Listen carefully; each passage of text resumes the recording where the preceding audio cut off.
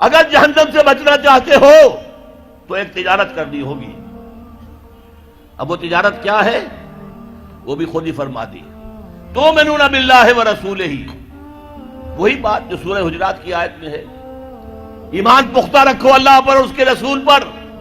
وتجاہدون فی سبیل اللہ باموالکم وانفسکم، اور جہاد کرو اللہ کی راہ میں اپنی جانوں اور مالوں کے ساتھ.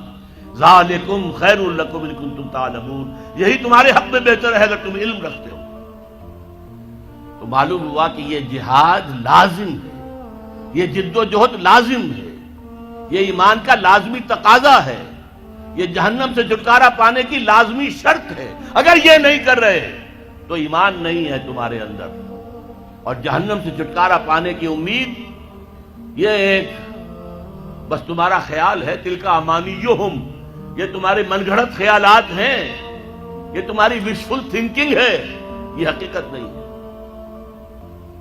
اب اگلی بات سنیے، یہ جد و جہد بغیر جماعت کے ممکن نہیں ہے. کیا اکیلا آدمی نظام کو بدل سکتا ہے؟ ہمارے ہاں بڑے بڑے متقی لوگ موجود ہیں، کوئی شک نہیں ہے. بڑے بڑے اہل اللہ موجود ہیں، نیک لوگ ہیں جن سے انفرادی طور پر لوگوں کو نیکی پہنچ بھی رہی ہے، مرشدین ہیں. لیکن کیا وہ نظام کو بدل سکتے ہیں؟ نہیں.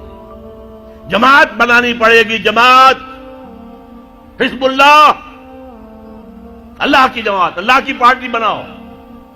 اور اگر موجود ہو کوئی تو داخل ہو جاؤ، شامل ہو جاؤ. اس لیے کہ جماعت کے بغیر زندگی اسلامی زندگی نہیں ہے. حضور نے فرمایا ید اللہ علی الجماعہ، اللہ کی تائید اور نصرت، اللہ کا ہاتھ جماعت کے اوپر ہے. حضرت عمر نے فرمایا لا اسلام الا بالجماعہ، جماعت کے بغیر اسلام ہے ہی نہیں. ولا جماعہ الا بالامارہ، امیر کے بغیر جماعت نہیں. ولا امارہ الا بالاطاعہ، اور اطاعت کے بغیر امیر کے معنی کیا ہوئے؟ اطاعت کرو اس کی. حضور کی ایک اور حدیث حارث اشعری رضی اللہ تعالیٰ عنہ فرماتے ہیں انی آمرکم بخمس، اے مسلمانوں میں تمہیں 5 باتوں کا حکم دے رہا ہوں. اللہ امرنی بہن، اللہ نے مجھے ان کا حکم دیا، میں اپنے پاس سے نہیں کہہ رہا. حالانکہ حضور کو اختیار تھا، خود بھی آپ کہہ سکتے تھے. مستند ہے ان کا فرمایا ہوا، آپ کا فرمایا ہوا مستند ہے. الصادق المصدوق ہیں، سچے ہیں، اور اللہ نے ان کی صداقت کی گواہی دی ہے. لیکن یہاں تاکید کے طور پر فرمایا کہ میں 5 باتوں کا حکم دے رہا ہوں، اور اسے صرف میرا حکم نہ سمجھنا، یہ اللہ کا حکم ہے جو پہنچا رہا ہوں. بالجماعت والسمع والطاعت والہجرت والجہاد فی سبیل اللہ. رواہ الترمذی و احمد بن حنبل رحمہم اللہ. مشکات شریف میں یہ روایت موجود ہے. عن الحارث الاشعری، حارث اشعری رضی اللہ تعالیٰ عنہ سے 5 باتیں. جماعت کی شکل میں رہو، جماعت کے امیر کا حکم مانو، اس کی اطاعت کرو، اور ہجرت کرو اور جہاد کرو. آپ پوچھیں گے ہجرت کیسے کریں گے؟ تم نے تو کہہ دیا دنیا میں کوئی ملک ہے ہی نہیں، کون تمہیں گھسنے دے گا؟ ٹھیک ہے، لیکن ہجرت، حضور سے پوچھا گیا ای الہجرت افضل یا رسول اللہ، اے اللہ کے رسول یہ فرمائیے کہ سب سے افضل ہجرت کون سی ہے؟ جواب سنیے، ان تہجر کل ما یکرہہ، ہر اس چیز کو چھوڑ دو جو تمہارے رب کو پسند نہیں ہے. یہ ہجرت ہے.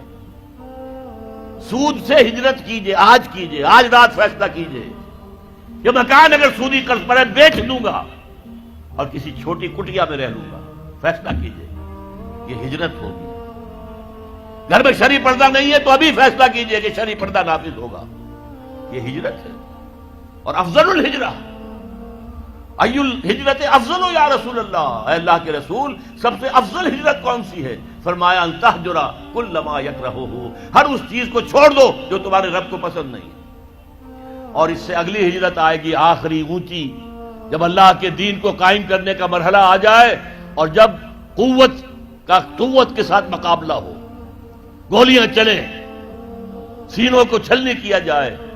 اس وقت اگر وہاں شامل ہونے کے لیے گھر بار کو چھوڑ کر، بیوی بچوں کو چھوڑ کر وہاں گئے تو یہ ہجرت ہے، سب سے اونچی ہجرت. اور جہاد کے بارے میں پوچھا گیا ای الجہاد افضل یا رسول اللہ، فرمایا ان تجاہد نفسک فی طاعت اللہ، سب سے افضل جہاد تو یہ ہے کہ تم اپنے نفس کے خلاف جہاد کرو، اسے اللہ کا مطیع بناؤ، یہ تمہیں اللہ کی مرضی کے خلاف احکام دیتا ہے۔ کسی سرکاری ملازم کو رشوت پیش ہو رہی ہے، نفس کہے گا لے لو لے لو لے لو لے لو، فلاں کام رہتا ہے فلاں کام رہتا ہے، بچے کی فیس دینی ہے ابھی پیسے نہیں ہے، لے لو لے لو لے لو لے لو، نفس تو یہ کہے گا۔ آپ نفس کے خلاف جہاد کریں، نہیں لوں گا میں، یہ ہے جہاد۔ اور سب سے اونچا جہاد کیا ہوگا؟ اللہ کے دین کو قائم کرنے کے لیے میدان جنگ میں آ جائیں، جان ہتھیلی پر رکھ کر، یہ سب سے اونچا جہاد ہے، اس کا نام ہے قتال فی سبیل اللہ۔